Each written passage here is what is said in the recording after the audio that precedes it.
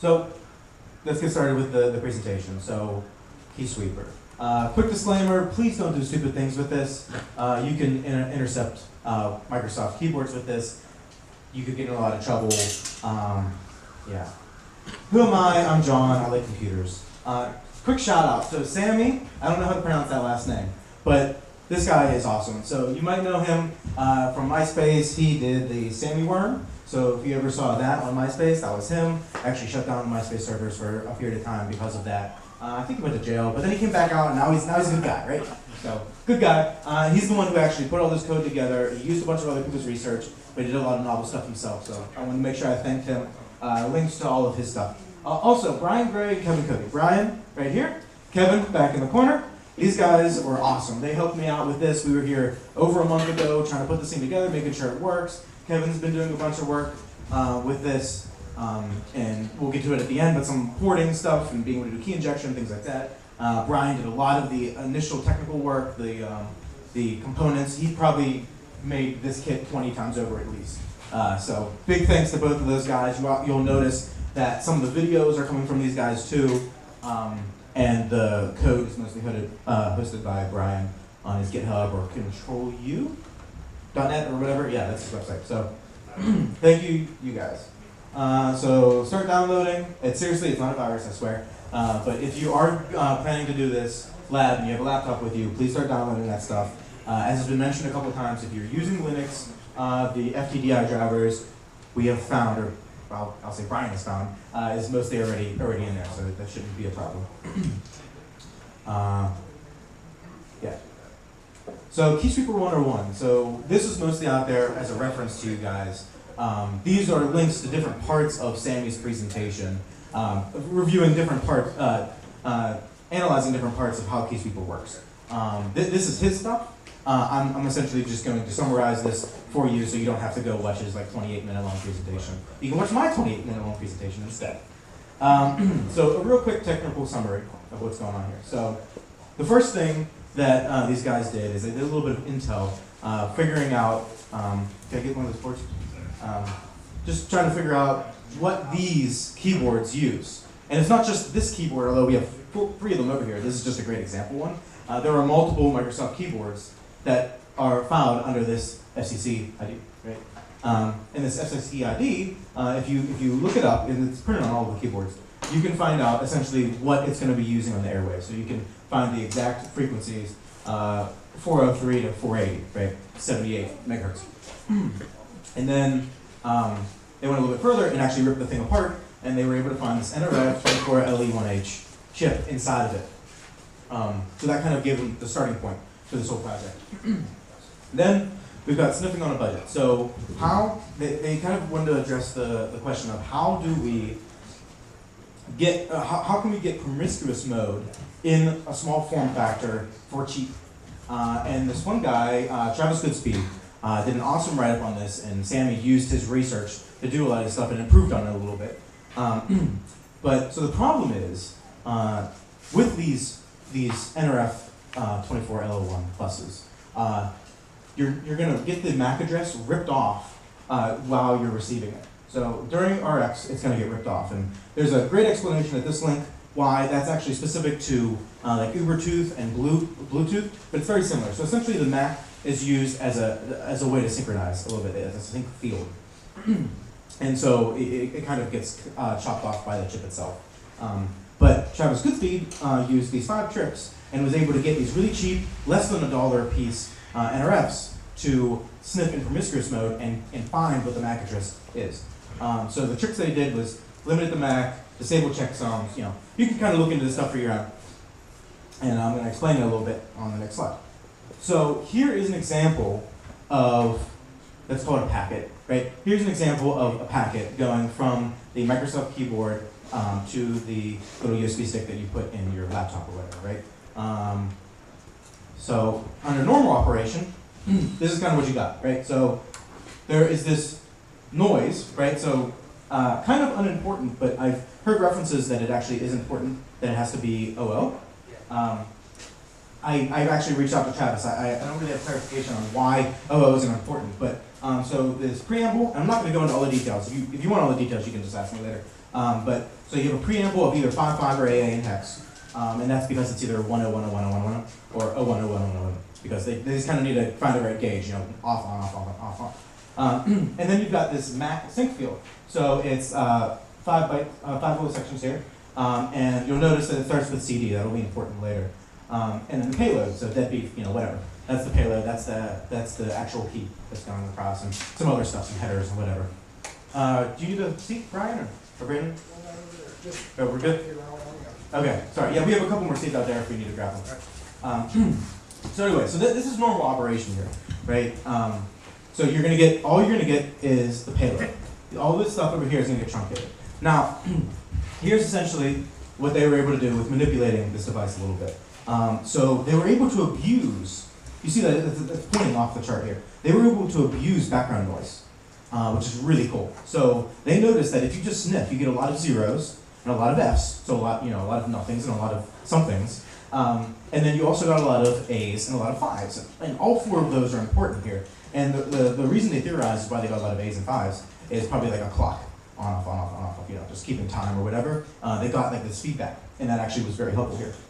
So you got this preamble, which is going to be that on, off, on, off, on, off, off. And then they set the MAC address, actually illegally, to 2 sections. Typically it's supposed to be 3 to 5. So in the spec it actually says 3 to 5, but they were able to get it down to 2, which helps them do the rest of this. So they set the MAC to the preamble, which is the OO, and then the AA, which is normally the preamble, but that's what they get from noise. And then everything after the MAC sync field, the device thinks is the payload.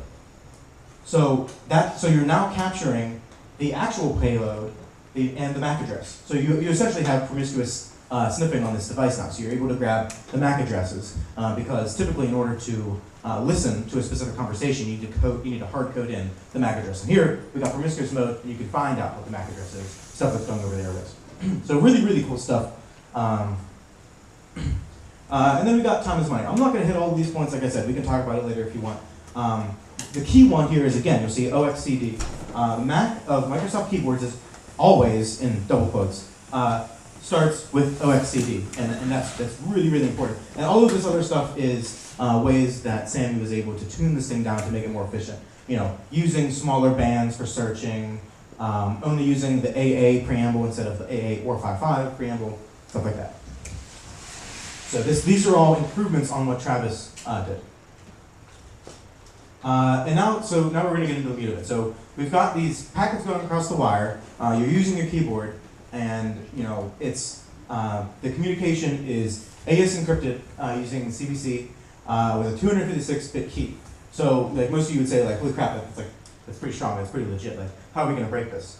Well, it's actually XORed with the MAC address. It's not really AES encrypted. So for most of you guys that know, like, if you're just going to do a straight XOR, like, that's marginal security. Unless you're doing something like a one-time pad where you have a huge key, like, it's marginal security. So what they do is they XOR with the key, and the key is the MAC address. So they're XORing the plaintext with the key, and then they're getting their ciphertext. Now this is susceptible to something that's known as a known plaintext attack. So if you have the plaintext and you have the ciphertext, you can get the key. Because all you have to do is XOR the key with the ciphertext, and you get the plaintext. Or I'm sorry, I take that wrong, but you could also XOR the ciphertext and the plaintext and get the key. That's the inherent problem with just doing XOR, is if you have any 2 of the 3 parts, you can get the other one by just XORing them. And then you've got the HID code, and the HID code, I think it stands for Human Interaction Device or something like that. Human Interface. Human Interface Device, yeah. So that's the code where that is the table, or like the values that the keys map to in hex.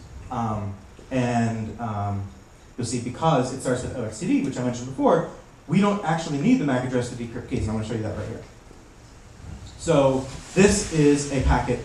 This is an actual example of a packet. So you've got this 4-section right here. This is essentially the header, and then you see in the middle, so ciphertext, key, plaintext.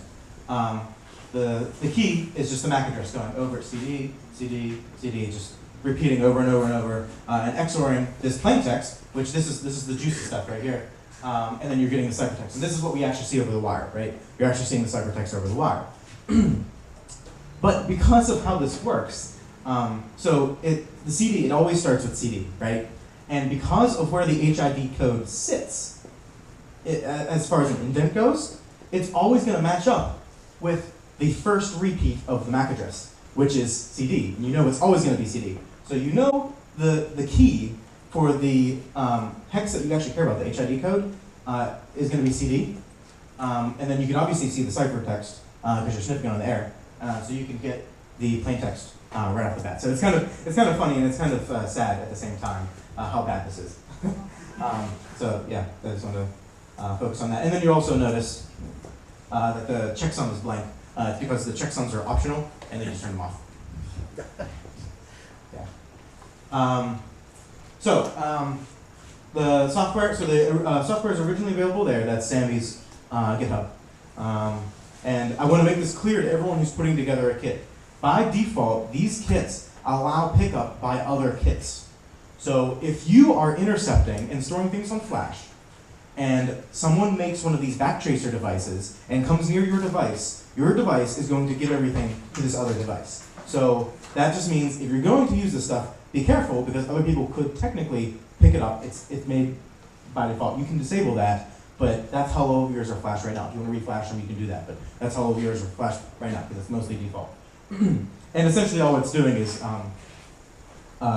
using this other pipe and it's looking for this this MAC address. It's just something that Sammy hard-coded, and then if you set up a backtracer, which is the pickup device, it's going to essentially use that, and it'll just go around and pick up all of your keys. So it'll both, if you have stuff in Flash, it'll just iterate through the Flash and dump it over to this backtracer, but it'll also shout them. So as it's getting them live, it'll shout them over to this pickup box too. So you could kind of do a mesh network where you can just like repeat things over. It's kind of cool. And then, so one of the problems that we discovered when we were trying to do this and just go straight from his code is that there's a lot of assumptions of libraries, and we weren't sure which versions or which libraries he was using. He just has an include statement. Here's the name of the library. You know, good luck. Go find it. So Brian, my man over here, went out and found them all, put them in his GitHub, and so now you can just git clone his GitHub, and you got all the libraries right there. It's great. I mean, I did it straight, like git clone this GitHub, and then I flashed on there, and it worked beautifully. So it does work perfect. So thank you a lot, Brian. So that's just a quick summary of how this thing works. I didn't want to take too much time. I just wanted to explain like how this stuff works. If you want to talk any more detail about any of the specifics, first of all, you can get to these slides with the QR code, right, and then just ask me questions off that, or ask Kevin or Brian, because I think the three of us are pretty solid on this stuff. So let's go on to the lab. So here's our kit.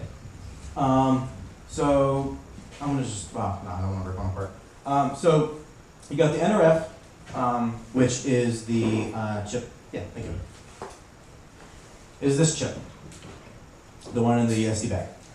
So this is the one that actually does the RX and the TX, the transfer and receive. And one thing that you should note about this is that we found it to be somewhat fragile. I haven't found it to be somewhat fragile. Mine works beautifully. He had burnt like 3 of them in a row. So all this to say is make sure you have solid contacts before you plug it into the USB. Don't have something hot and then try to muddle around with getting this, because that variability in the power, I think these things don't handle it very well. The W25 bunch of junk, right? So that is just this 1 meg little flash thing. We're not going to be using this today, but this is a super cheap, like 50 cents or something, expansion part for more local storage. It just gives you a meg so you can store more stuff locally. The reason why we're not using this today is because it requires like 2-to-1 connections, and that makes it a lot more complicated. So we left this out, but we have done it. I have pictures of it, and so we can talk about that if you're interested. 5-volt charger, which you took out, I think. Yeah. So that is this charger. This charger was chosen specifically because it just has a nice little Phillips screw in it, and you can just unscrew that. And then on the opposite side, there's a little hinge. So lift this side up, and then the side of where the charger, the USB is, has that little hinge. You can pull it right out, and then inside there, you'll see that there's just a little bit of epoxy in the back. You just break that off, it'll come straight out, like on a shelf. It's really easy to take out. Then we got the Arduino Pro Mini. This is the brains. I don't see it in here. That's right. Yeah, so that's the brains. It's an Arduino. It does Arduino things. the USB to TTL, the FTDI, that's this cable.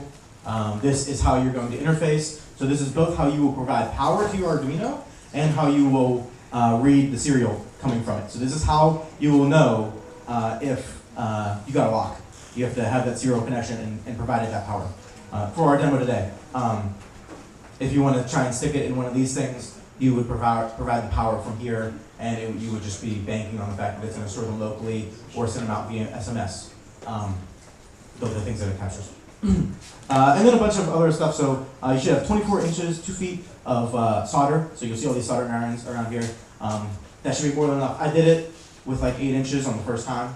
So not very efficient. I did it with 8 inches. So 24 inches should be way more than enough. And if you need more, like I've got like more than a pound or more than half a pound of it up here. Some pin headers.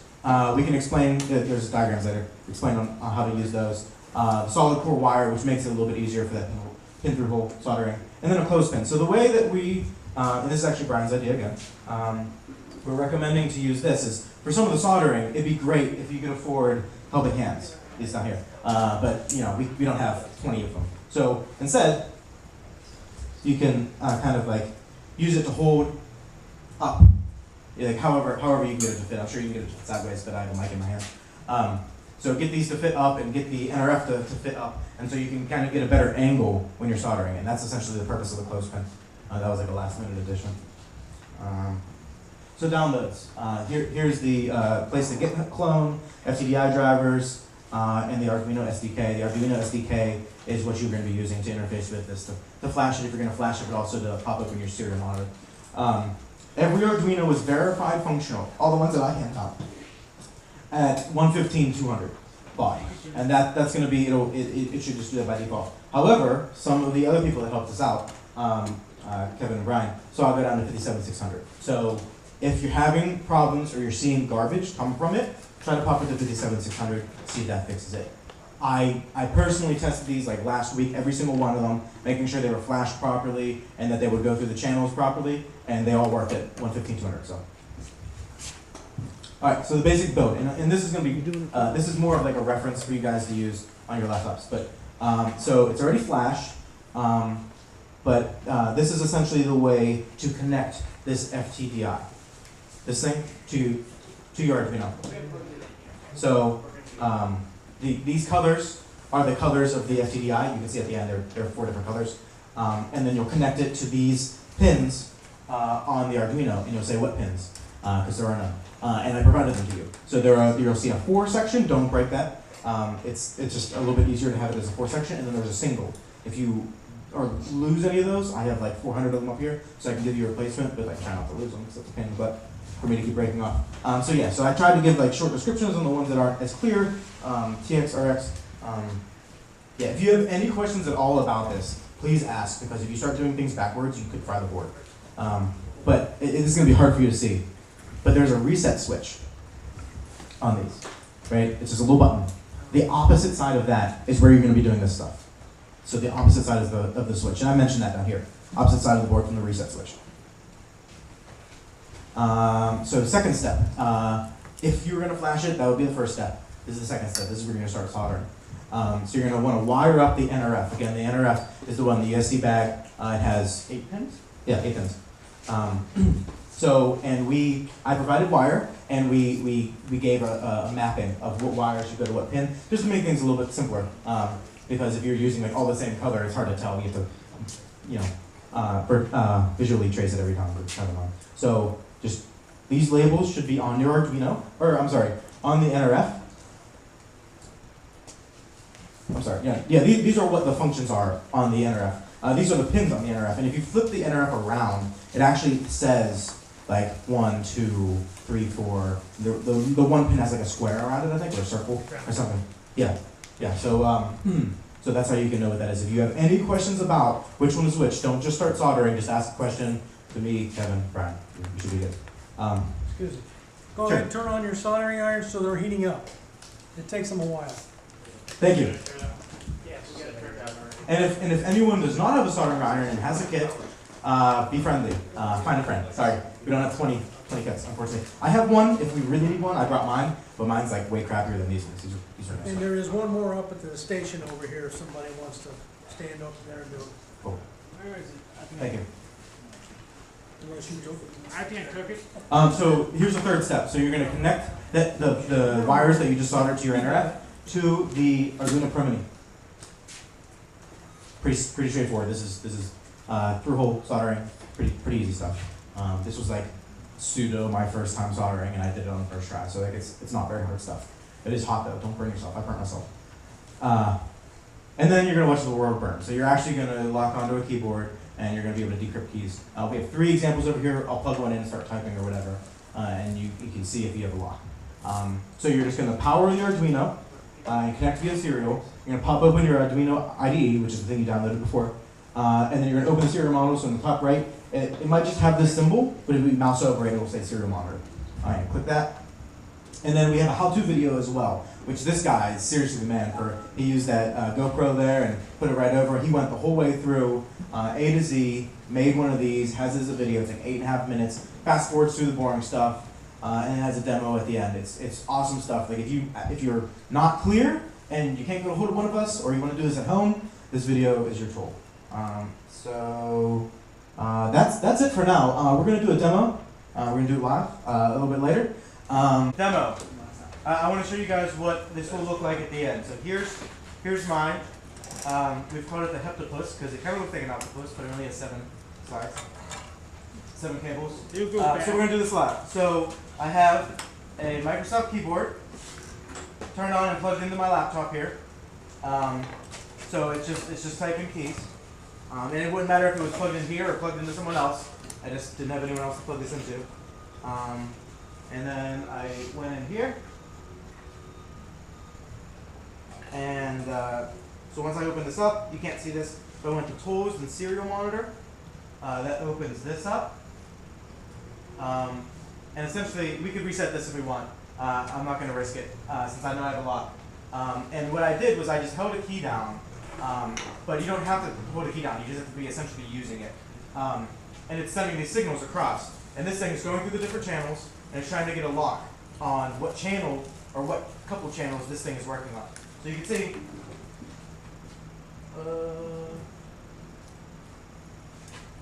there we go. So T, it was just working 4 seconds ago. So it gets a little bit sketchy because it is over the, there, T, T, T, E, S. That's actually not what I typed. Alright, so it gets a little bit sketchy sometimes if you have RF congestion on the 2.4, because this thing is just listening to a certain sliver of 2.4.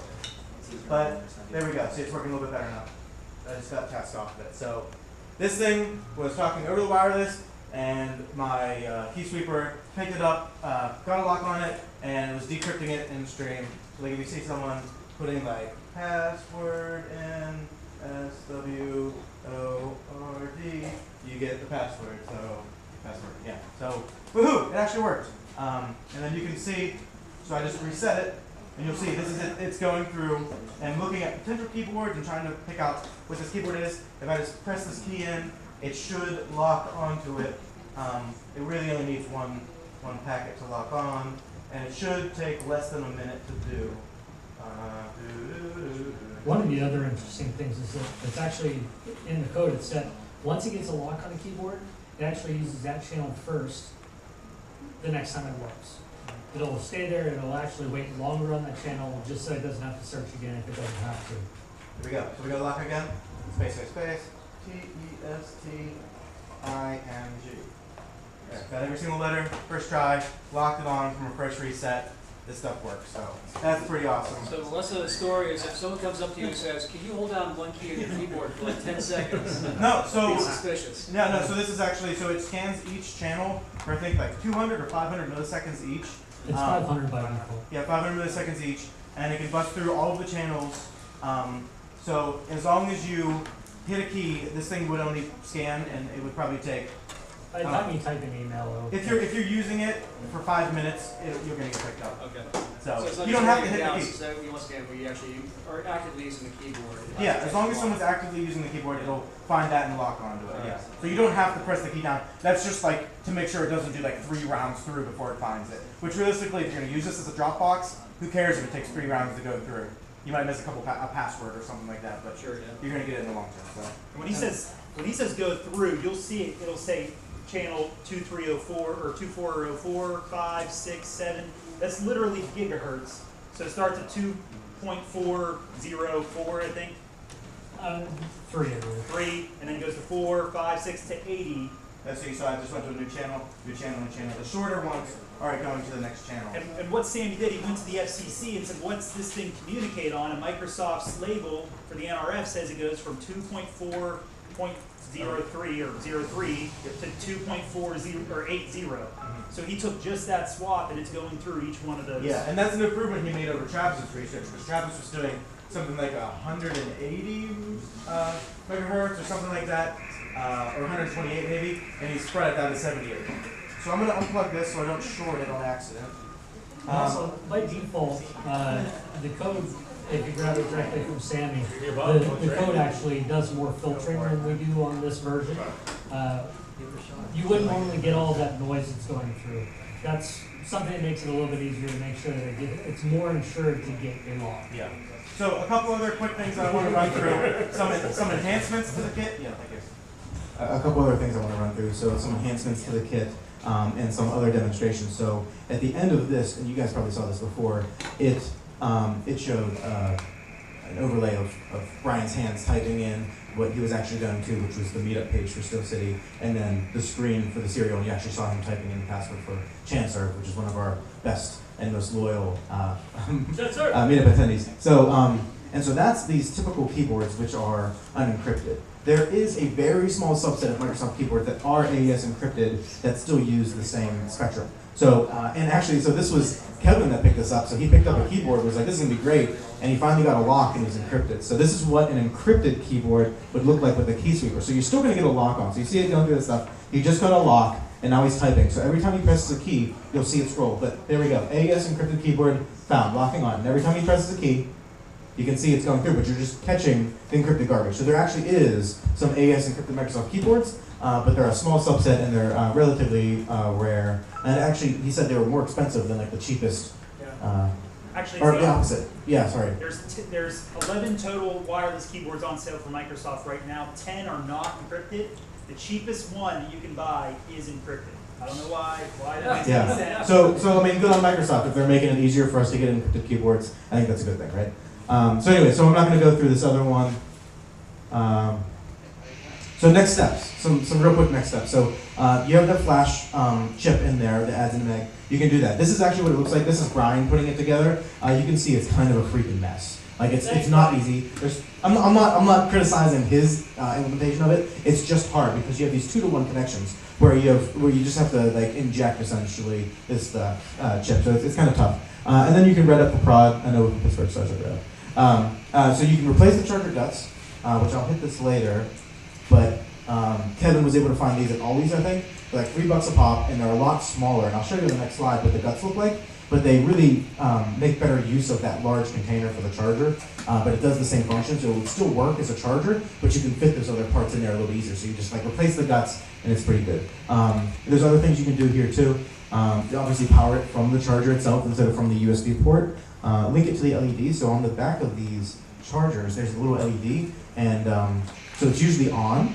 And what Sammy did was whenever you're capturing a key, it blinks, it turns off. So you can actually tell that it's working whenever that thing is blinking. Pretty cool, and it's pretty like, it's really surreptitious. Like you really wouldn't notice that if it was just plugged into the wall. Like, oh, what's it blinking for? Like, I don't know. Who cares? And then you can add SMS, but this kind of requires that you have a SIM card, and then you can send it out. You can use the phone. There's some other stuff that you can do for that. But here's a schematic for how to do that, and it's all available online. It's just, as you can tell, a lot more complex than what we're working on tonight. I want to kind of keep it simple. So here's some expansion parts. So there is this breakout. If I have it, that's it. So there's this little breakout board. It's awesome. It makes it a lot simpler, so you don't have to use those four different connectors that are separate. This kind of puts them all together. It does like auto resetting and things like that, so it'll essentially push, in quotes, resets to the board whenever you're like uploading things and things like that. And then it just goes over USB. So all I did was, I think this is like Mini B or whatever. You just get a regular USB to Mini B, and you can plug into this. And you don't need any FTDI drivers. It's a lot simpler, and it works really, really well. This thing's pretty cheap too. Maybe $10 or $15, whatever, plus shipping. And then there's this Spark Electron, which is this little stick. It was just on a Kickstarter that Kevin showed me. What's cool about this one is the Kickstarter was funded, and it was so overfunded, they're actually giving you 2 months of free data, 1 meg data plan. And the whole premise of this device is that it comes with a SIM card that has a plan which is conducive to using it the way that you would want to use it, right? And it has 2 and 3G support, and that's pretty clutch. So 2G is like kind of, it's sunsetting. It's going out probably the next year and a half. That stuff's going to be gone. So the phone only supports 2G, and that's why I didn't buy one. I would have bought one and tested it, but like, if it's going to be worthless in a year, who cares? But then so you can't get the phone up, and they suggest that if you do that, you get a T-Mobile SIM card, and you do their pay-as-you-go plans. But like I said, I didn't do that because 2G is about to be gone. Then you can do the 3.7 volt lithium-ion battery. So one thing that we didn't mention earlier is that these Arduino boards can actually accept, they are 3.3 volt boards, but they can accept, I think, you said like 10 or 11 volts. 9 volts out of 3.3. 9 volts, okay, yeah, so it can accept up to 9 volts, and it kind of like brings it down to what's acceptable for the board, like 3.3. So this 3.7 volt battery works perfectly fine, because it just brings it down to 3.3. And then some other quick things. So a replacement USB charger. So all these had these for $299, like I said. And here's a comparison, the side by side. So this is the internals of the thing that you all have, and this one on the right is the internals of something like this. So much smaller, and it gives you a lot more room to place the other components. If you are totally like want to nerd out, click this link about how powerful might be less than optimal with these ripoffs, because this is a Chinese ripoff of the Apple charger. A guy did a pretty comprehensive analysis on why those aren't good for your Apple devices or any really devices, because the power is just so dirty. It's not very clean. So it's a really good write-up too. I mean, it's long. So if you want to nerd out, do that. And then there's another thing, 10 microfarad capacitor helps with some non-clean problems with the Arduino. So like we said, it kind of cleans it down to 3.3. Not all of them are perfect. If there are issues, use a 10 microfarad cap, and it works. So you can just add it on the NR side, between the ground and the VCC. And Brian did that on his model as well. And it's pretty simple. You just solder 2 points and you're done. And that can clean things up there. And then I think this is my last slide. Yeah. So KeySweeper++, so like improvements on KeySweeper. And there's actually more than this that we've kind of thought of and talked about. But and a lot of these ideas are actually from Kevin and Brian. So I don't want to sound like I made these up myself. But so key injection. So Sammy's actually working on key injection. So taking over essentially the communication channel for these and saying that you're typing something in that you're not, remote code execution, essentially using your keyboard. So it's pretty cool stuff. So you could actually, so Kevin was working on a rubber ducky code port. So rubber ducky is like a device, if you look at like Hack5, like they do a lot of really cool stuff. Rubber ducky's one of their devices. It does all kinds of crazy things. You just plug it in, it's like a USB drive.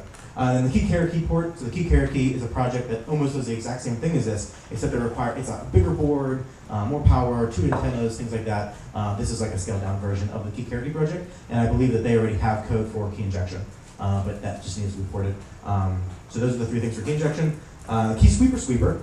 So actually, like I said before, you can pick up. You can take the keys that are being shouted from the KeySweeper, or you can pull off all the information off the flash chip that's saved on a KeySweeper just by compiling it different, uncommenting one define. I mean, it's pretty simple. So you uncomment that, and then you have a device that goes and picks it up. And this works off the 2.4 gigahertz. So this works really well with parabolic antennas, which are kind of designed more for the whole ISM band, like wireless and things like that. And so you could use that, and we could do long range KeySweeper pickups. So a sweeper of the KeySweepers at long ranges. And you can kind of just like sweep across and get pretty long distances. It's mostly good for line of sight, so the parabolics work really well line of sight. So like we live in Pittsburgh. Mount Washington has a great view of downtown. Yeah, so that's one idea, and then another idea that Brian came up with, which is really good. I like. So like this pickup goes up over 2.4 gigahertz, and it's kind of like dumb. Like it's just gonna TX, it's gonna transmit over this like 2.4 gigahertz. like section that if you have whoops widths, like things are going to listen to that if you have monitor remote IPs, things like that.